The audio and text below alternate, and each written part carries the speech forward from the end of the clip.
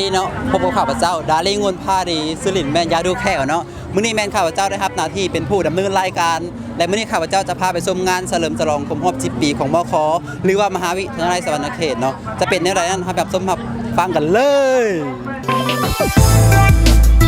สบายดีเนาะสบายดีชื่ออย่างเนาะชื่อมุกดาวันมีแฟนหรือบ่นี่ ยังบ่มีเนาะมาจากภาควิชาใดภาควิชาการค้าบริหารการค้าโดยเนาะคณะใดคณะบริหารธุรกิจและมื้อนี้พวกเขาจะถามว่า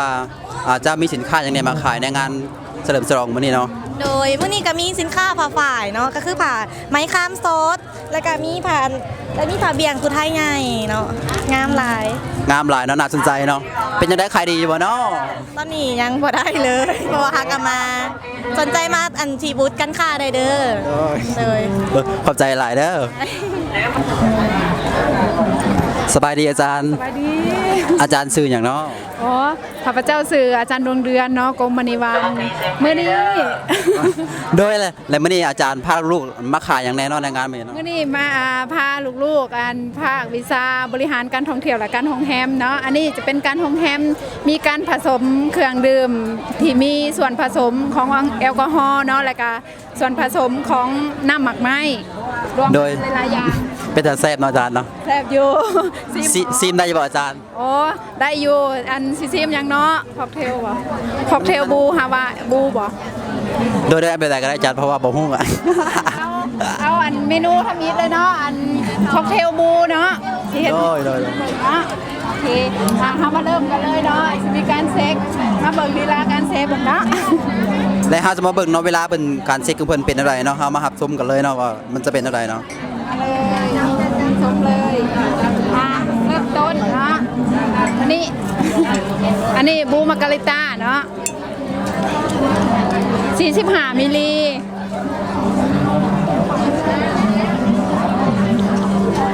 ว้าวน่าสนใจเนาะพี่น้องเนาะไผที่ว่ามักแบบจะเบิ่งเซ็กสามารถเข้ามาเบิ่งได้เนาะมาซิมมาเบิ่งได้เด้อ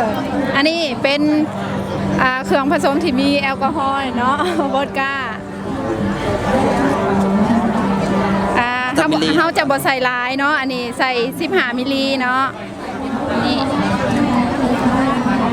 ช่วงจิตแซ่บเนาะอาจารย์เนาะขี้มือล้วนๆบ่แม่นเนาะ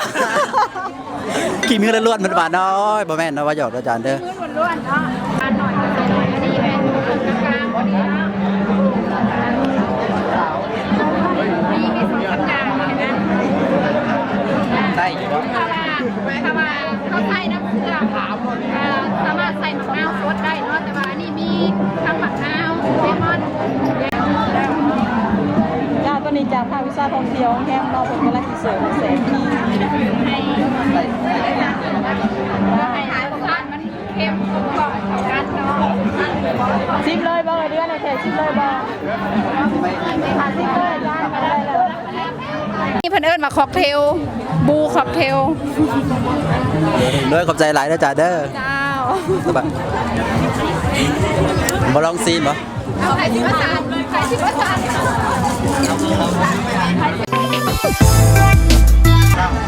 สบายดีเนาะเจ้าสบายดีเนาะซื้ออย่างเนาะซื้อที่นกรเนาะคณะวิศวกรรมศาสตร์สาขาไฟฟ้าทั่วไปปี3เนาะโดยอะไรเมื่อนี้อ้ายมีสินค้าอย่างเนาะมาแนะนำแบบวิธีต่อเกี่ยวกับไฟฟ้ามีวิธียังไงเดี๋ยวให้แนะนำเบิ่งเนาะเนาะตัวนี้เป็นสินค้าแนะนำเนาะคือการควบคุมระบบไฟฟ้าโดยใช้รีโมทเนาะรีโมทคอนโทรลซึ่งเขาจะใช้มือก็ได้เปิดปิดหรือเขาจะใช้สวิตช์ก็ได้ซึ่งกดปุ่มปิดอันนี้เป็นนวัตกรรมใหม่เนาะซึ่งเปิดปิดได้นี่เนาะหรือจะเปิดปิดตัวนี้นะซึ่งเราสามารถคิดค้นลักสัญญาณตัวนี้เพื่อส่งไปได้50 เมตรเนาะตัวนี้เนาะโอ้ส่งไปได้50 เมตรเนาะแน่แล้วส่วนทางด้านนี้เนาะจะเป็นการคือออโต้สวิตช์แสงเนาะออโต้สวิตช์แสงซึ่งเราสามารถเปิดปิดไว้การใช้แสงสภาวะนี้คือกลางเว้นเนาะแต่สมมติง่วงนี้จะเป็นสภาวะกลางคืนจะเฮ็ดให้ดอกไฟนี่หุ่งเนาะซึ่งต้นทุนในการสร้างของเราจะเพียงแต่ 5,000 กีบเท่านั้นนะว้าวถึงเลยพี่น้องถึงลายเนาะน่าสนใจเนาะแต่กรณีคืออยู่ในห้างจะขาย60,000 กีบเนาะว้าวพี่น้องมาธรรมดาเนาะ นี่ราคาหับเพียง5,000กีบเท่านั้นพี่น้องใครที่ว่าสนใจเนาะสามารถเข้า สามารถติดต่อมาทางคณะก็ได้เนาะเพราะว่านี่เป็นผู้ปัญญาประดิษฐ์ของคณะวิศวกรรมศาสตร์ ย้อนไลน์ โดย น่าสนใจเนาะขอบใจหลายได้เด้ แล้ อ วสบายดีขอบใจหลาย มีตดีเจได้จะพาไปเลาะชมเบิ่งเนาะสินค้าในงานเฉลิมฉลองกันคมรอบ10 ปีของมคในมื้อนี้เนาะมีอย่างในเฮาจะไปชมกันเลยเนาะสบายดีเนาะขออนุญาตถามเรื่องซื้ออย่างเนาะ ชื่อเมฆสว่างอยู่ มาจากคณะใด มาจากคณะไอทีข้อมูลข่าวสาร ภาควิชา ภาควิชาเทคโนโลยีข้อมูลข่าวสาร โดยแลมื้อนี้ทั้งพวกเราจะถามว่ามีปึ้มอย่างแนะนำมาแนะนำมื้อนี้แบบว่าที่นั่น หลักๆก็จะเป็นการนำใส่คอมพิวเตอร์พื้นฐานเนาะเกี่ยวกับจะมีการนำใส่ดัตเตอร์เบสเลยว่า Photoshop Excel เป็นต้นเนาะ ถ้าว่าขายนี่หัวหนึ่งในราคาเท่าไหร่เนาะ อันนี้ส่วนอะไรเขานำมาแบบจะเป็น นำมาเสนอ โดยนำมาเสนอเลยเสีย ถ้าว่าคอยได้อยู่บ่เนาะ โดยอาจจะได้เนาะ เพราะว่าเพิ่นว่าให้ฟรีก็เป็นได้อยู่เนาะเป็นของฟรีก็ได้นํมีได้ซ้ำนี่ประมาณแนะนำมื้อนี้ โดยแล้วก็จะมาแนะนำเรื่องแบบผลงานของรุ่นอ้ายเนาะที่ว่ามันได้จบไปแล้วนะจะเป็นบทโครงการเขียนผ่านข้อมูลนะเนาะ โอ้โดยสั้นแล้วขอบใจหลายได้เด้อ ขอบใจละ นี่ก็แม่นอ่านภาควิชาหยังก็ เทคโนโลยีข้อมูลข่าวสารเนาะ เฮาก็แม่นได้สัมภาษณ์ไปแล้วเนาะภาควิชาเทคโนโลยีข้อมูลข่าวสารเนาะเพิ่นได้มาแนะนำปึ้มเนาะปึ้มคอมพิวเตอร์พื้นฐานเนาะใครที่ว่าสนใจก็สามารถเข้ามาเบิ่งได้เนาะในเพิ่นให้ไปฟรีเลยเนาะขอบใจหลายเด้ออะไรมาเลยสบายดีเนาะ สบายดี น้องซื้ออย่างเนาะ น้องมีชื่อว่าจินดาวอนมา มีแฟนหรือเปล่าเนี่ย อ๋อยังบ่มี ยังไม่ขอจองเด้อถามว่ายังไม่ขอจองเด้อเนาะมาจากคณะอะไรเนาะ มาจากคณะวิทยาศาสตร์อาหาร แล้วมื้อนี้น้องมีสินค้าอย่างเนาะที่ว่ามาแนะนำหรือว่ามาขายในมื้อนี้ โอ้มื้อนี้เนาะน้องมีสินค้าอันนี้แมนขนมหม้อแกง ตัวนี้แมนขนมสั้น ว้าวไปตากินเนาะน่ากิน ซิมได้เด้อ ซิมได้แม่นบ่โดยเดี๋ยวพิธีกรจะพาซิมเนาะเป็นไรเนาะ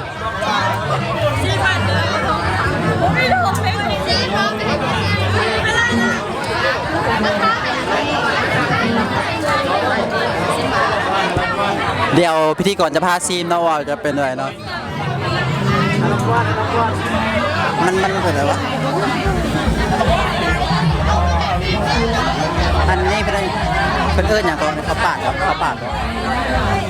ว่าขนมสั้น พี่น้องไม่ต้องแซบลายไม่ต้องแซบลายเนาะแซบลายนี่แรม ตัวนี้แมนขนมนางม โดย ขนมหม้อแกง ได้ขายดีอยู่เนาะ โอ้ยยังบ่ได้ขาย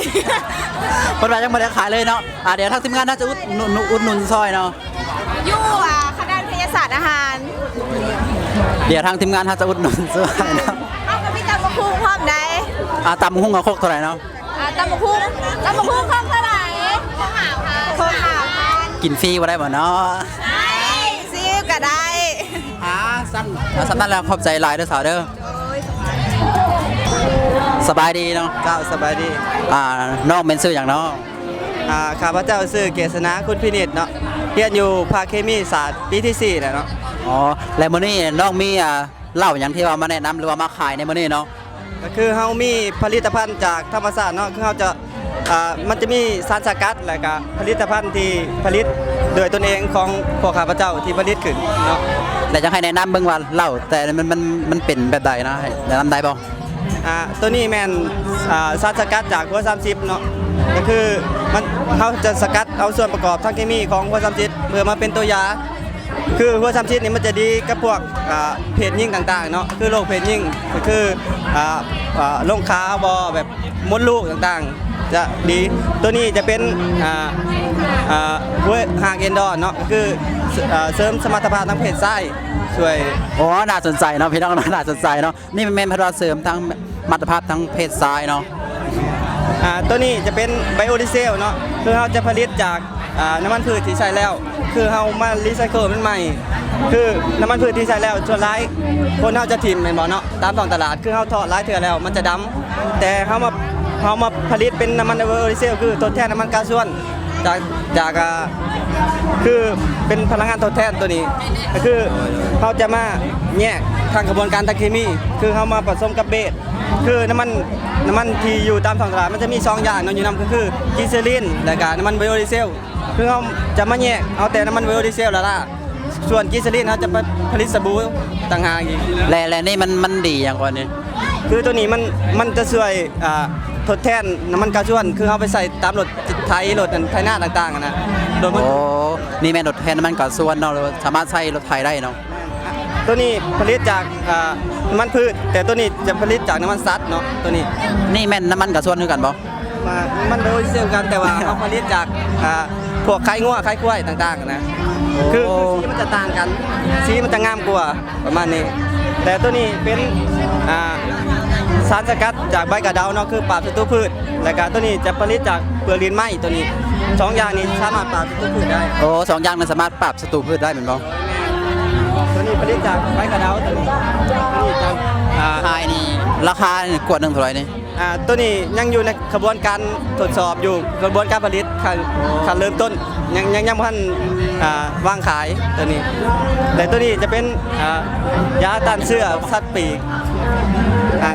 ถ้าผ่านเลยบอกผ่านเลย คอนโด อันนี้เป็น มาจากคณะอะไรบ่ คณะวิทยาศาสตร์ธรรมศาสตร์ อ่า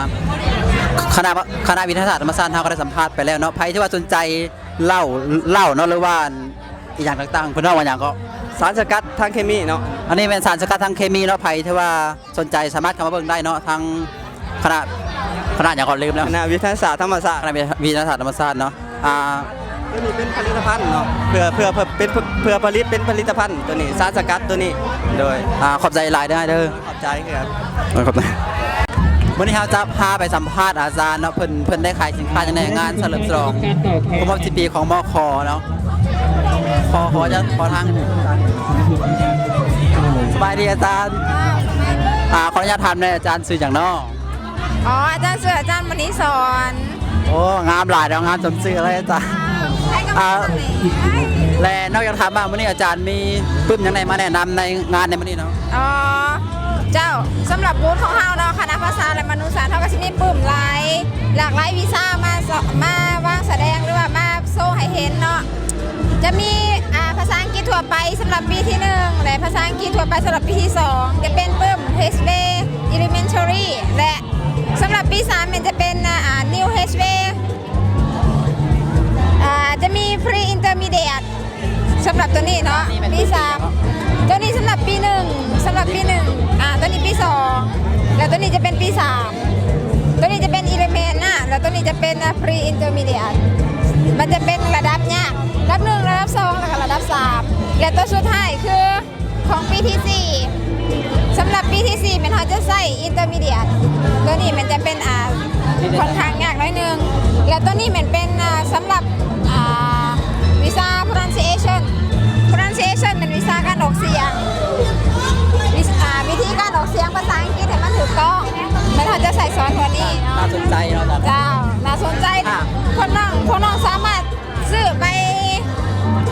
ฝึกซ้อมเรียนได้สามารถเรียนได้ด้วยตัวเอ ถาม ง ว่าชื่อในหัวอะไรอาจารย์ ตัวนี้เนาะเป็นหัว121,000 ไอ้ฟรีบ่ได้บ่เนาะ ได้สำหรับมือนี้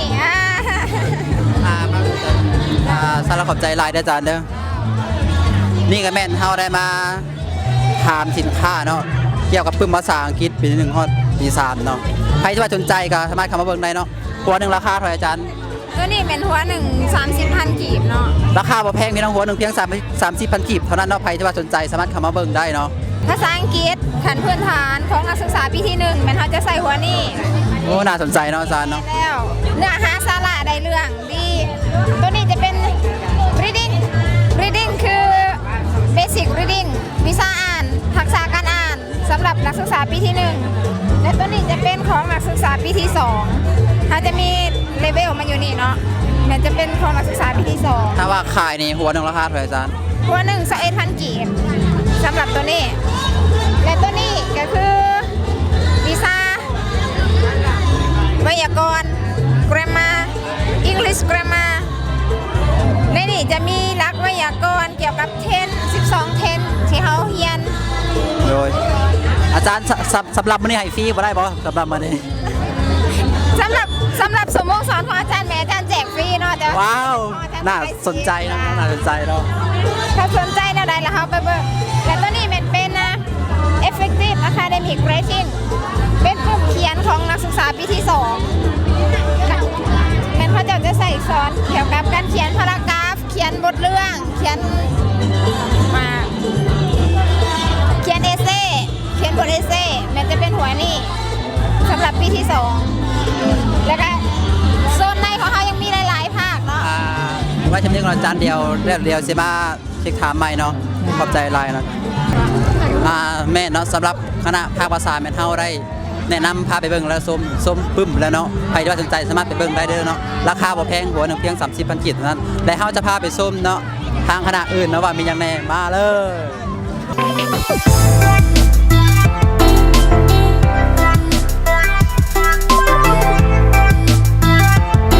สบายดีเนาะขออนุญาตถามเนี่ยเนาะซื้ออย่างเนาะ สื่อคอนสวรรค์วรสารสื่อสายคำใจที่สมบัติ มาจากภาควิชาอะไรเนาะ วิทยาศาสตร์สัตว์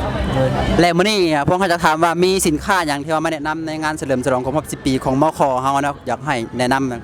สินค้าที่แนะนำมีแบบรายการสินค้าอาหารสัตว์อาหารไก่อาหารเป็ดแล้วก็อาหารหมู นี่แม่นอาหารอย่างเนาะ นี่แม่นอาหารของเป็ดพันไข่เป็ดพันไข่คืออาหารหมูอาหารไก่แบบแต่ละขนาดที่จะให้ ถ้าว่าขายเนี่ยขายแบบใดเนาะหรือว่ามาแนะนำ ขายเป็นสอบ1 475 บาท สำหรับมื้อนี้ให้ฟรีบ่ได้บ่เนาะ อีก 30 นาทีที่มีกติกาคือทางผ่านคือแจก โดยเนาะ คือ11 โมงตรง แจกเสื้อแจกอาหาร โดยขอบใจหลายเด้อเนาะเดี๋ยวเราจะพามาสัมภาษณ์เบิ่งเนาะสบายดีเนาะขออนุญาตถามเด้ออ้ายเป็นชื่อหยังเนาะ สื่อสมหักเนาะเอิ้นหมูก็ได้ มาจากภาควิชาอะไรเนาะ วิทยาศาสตร์สัตว์เนาะเป็นของคณะเกษตรศาสตร์และสิ่งแวดล้อมเลย และอยากถามว่ามื้อนี้มีหยังมาแนะนำในงานเฉลิมฉลองครบรอบ10 ปีของมคเนาะ โดยเมื่อนี้เนาะเขาจะมานำเสนอแม่นจะเป็นแบ่เนาะแบ่ซึ่งว่าแบ่นี่เนาะจะเป็นแบ่2 สายพันธุ์ก็คือจะมีการผสมพันธุ์แบ่พื้นเมืองของเฮากับพันธุ์แบ่บอเออร์เนาะซึ่ง และตัวใดเป็นแบ่พื้นเมืองกับแบ่บอเออร์บ่แบ่หยังก็ แม่นจะเป็นลูกซอดแล้วลูก2 สายพันธุ์แล้ว เพราะว่าในการผสมหรือว่าจุดประสงค์ของการผสม2 สายพันธุ์นี่ก็คือเพื่อให้มันแทนเหมาะกับสภาพอากาศบ้านเฮาและกันการตอบสนองของภาคตลาดการตลาดบ้านเฮาเนาะซึ่งว่าลักษณะของแบ่บอเออร์เนาะจะมีขนาดใหญ่แต่ว่ามันก็มีข้อจำกัดในเรื่องของอาหารของมันเนาะส่วนว่าแบ่ลาดของเฮาแม่นจะมีความทนทานต่อสภาพอากาศสภาพของอาหารการขาดแคลนอาหารต่างๆเนาะ ถ้าว่าแบ่พวกนี้เด้แบ่พวกนี้ มันจะมีความผสมกันระหว่าง2 อย่างก็คือมันจะเห็นให้ขนาดโตของมันใหญ่แล้วก็มีความทนทานหลายขึ้นนะ น่าสนใจเนาะและอาหารให้มันกินนี่เป็นอาหารประเภทใดแบบ อาหารเนาะจะแบ่นี่เนาะจะเป็นสัตว์ประเภทหนึ่งที่มีการเลือกกินอาหารหลายๆอย่างซึ่งว่าอาหารของมันเนาะเขาจะมีการน้ำไส้หญ้าแล้วก็ไม้พุ่มต่างๆเพื่อใส่เข้าในการเลี้ยงเพื่อเฮ็ดให้ตัดปัญหาในเรื่องของเขาเอิ้นว่าเรื่อง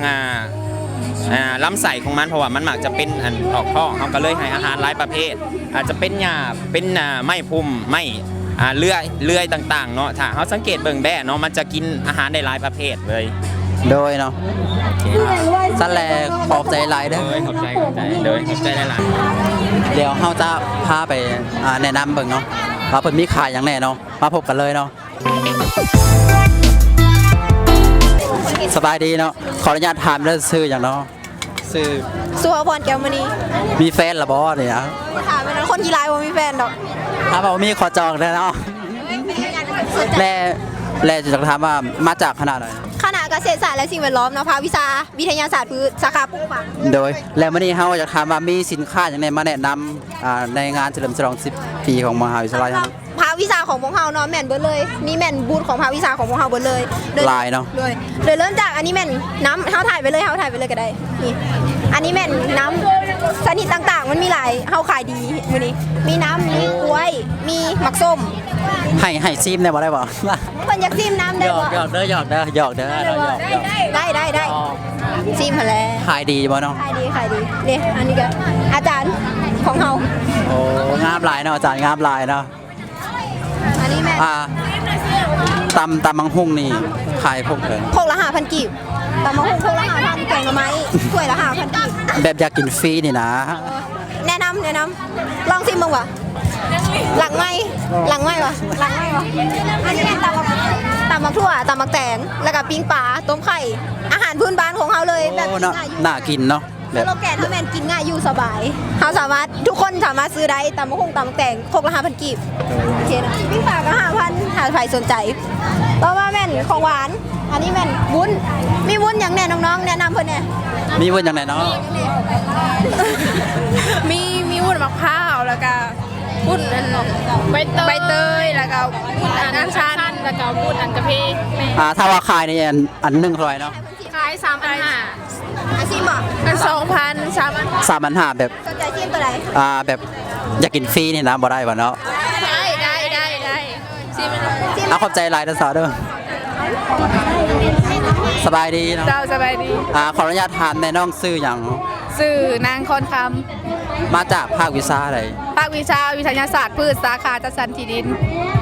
อยากถามว่ามีแฟนแล้วบ่เนาะ เดนนี่ก็ถามได้บ่มีแล้ว น่าเชื่อใจเนาะมีแฟนปลาแล้วอะไรมื้อนี้เฮาจะถามว่าน้องมีสินค้าหยังมาแนะนำในมื้อนี้เนาะ เพราะว่าทรายข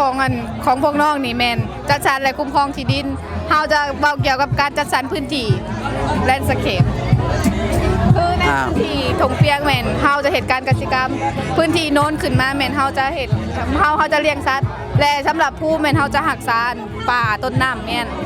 เพราะว่าเฮาเฮ็ดสร้างเขื่อนกันนะ น่าสนใจเนาะแลนนี่อยากถามว่ามันเป็นหยัง แม่คันที่ถามคุณนี่เด้อเพราะว่าคนละอันถามเราได้ ได้แล้วสั้นแล้วขอบใจหลายเด้อสาวเด้อ ได้คือกัน ส่วนภา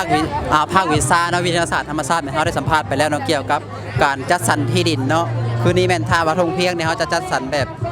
ปลูกข้าวเนาะถ้าว่าเป็นผู้สูงเนี่ยเขาจะอนุรักษ์ป่าไว้แหละถ้าว่ามันเป็นเขื่อนน้อยเองเขาจะรักษาเขื่อนน้ำไว้เนาะภาควิทยาศาสตร์พืชเนี่ยเขาได้สัมภาษณ์ไปแล้วเนาะเขาจะไปชมขนาดเลยเนาะ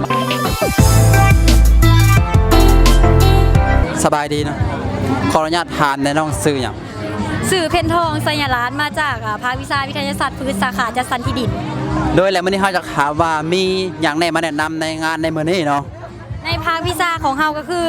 ทำอิฐก็คือประเภทของหินชนิดของดินและก็การเฮ็ดเสื้อเฮ็ดและก็การวิจัยดิน สนิทของดินนั่นคือแบบนี้เพิ่นว่าจังบ่ ดินของเฮาแม่นมี7ประเภทก็คือเริ่มตั้งแต่ประเภทนี้ ดินทรายจนมาฮอดดินเหนียว ส่วนหินของเฮาแม่นมี3ประเภทใหญ่ก็คือหินคันหินต้นและหินเมตาโมฟิกที่พวกเฮาได้เอามานำเสนอให้ทุกคนได้เบิ่ง อันนี้คือแม่นหินสั้นแม่นบ่ ซันตัวนี้ นี่เด้ ตัวนี้ก็หินซันคือกันต่างแต่ว่าสถานที่ต่างที่สถานที่เอาคือประเภทนี้เฮาได้จากการที่ว่าน้ำกัดเซาะเฮ็ดให้ดินแข็งโตกลายเป็นหินแต่ตัวนี้เอาอยู่ใต้พื้นน้ำพื้นน้ำของที่ว่าเพิ่นสร้างขวานมิตรภาพสวรรณเขตมุกดาหาร ขอบใจหลายเด้อนี่แม่นคณะหยังก็ลืมแล้ว คณะเกษตรศาสตร์และสิ่งแวดล้อม คณะเกษตรศาสตร์และสิ่งแวดล้อมเฮาได้สัมภาษณ์ไปแล้วเนาะเพิ่นเฮ็ดเกี่ยวกับดินเนาะดินมันจะมีอยู่มีเท่ามี6บ่7ชนิดเนาะมาหับชมกันเลย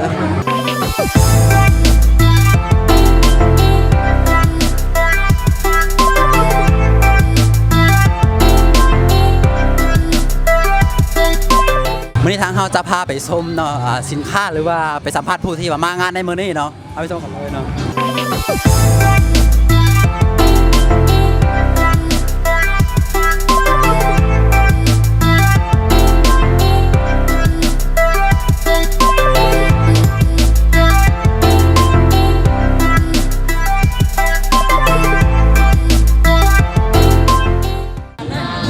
สบายดีเนาะ สบายดี น้องซื้ออย่างน้อยครับ ซื้อเท้าคงใจไม่สอน มาจากภาควิชาอะไร มาจากสื่อสารมวลชนปีหนึ่ง ว้าวแล้วรุ่นน้องเขาตัวเนี่ยเนาะอะไรจะถามมางานในมื้อนี้รู้สึกอะไรเนาะ โอ้รู้สึกดีใจอย่างยิ่งเลยมางานนี่รู้สึกแบบว่าแบบว่ามันยังมาหลายคนเนี่ยรู้สึกภูมิใจมาหลาย ผู้สาวก็หลายเป็นบ่ สาวหลาย ผู้สาวก็หลายเนาะ แม่น แล้วก็มีแต่คนทำงานเนาะทางโรงเรียนเฮานี่เนาะ แม่นเพราะเหตุนี้เลยยังมางานนี้นี่นะ เห็นผู้สาวแน่บ่ได้เลยเนาะ ว่าหยอกชื่อแท้กับความจริงอะแบบนั้นแหละ ขอบใจหลายเด้อขอบใจ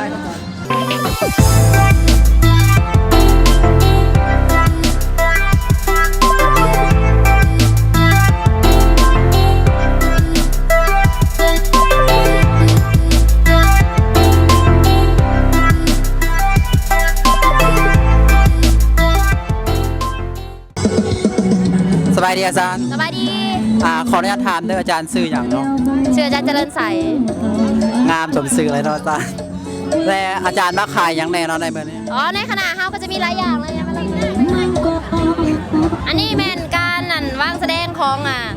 ภาควิชาบริหารการค้าของเราซึ่งว่าก็จะมีการยิงบังเบงซึ่งว่าเป็นฝีมือของน้องๆนักศึกษาเองเลย ว้าวงามหลายเนาะอาจารย์เนาะงามหลายน่าสนใจ คนพรีเซนต์เลยเจ้าและนี่ก็คือจะเป็นบูธที่มาเสริมก็คือที่เพิ่นช่วยสนับสนุนเฮาคือบูธ EGL เนาะที่เพิ่นมาวางแสดงนำทั้งนั้นก็จะเป็นฝ่าผายเซโปนเนาะตามมาเลย เดี๋ยวเขาจะเบิ่งฝ่าไผ่เซปนของเพิ่น แบบอา เนาะ จารย์ใส่เนาะนี่พรีเซนเตอร์เฮาถ่ายเฮานี่เป็นแบบ เขาจะมาเบิ่งเนาะสินฝ่ายของเพิ่นงามหลายเนาะ จะงามๆแบบนี้เนาะนี่เบิ่งเลยนี่เนาะ งามคือคนใส่เลยอาจารย์ เจ้า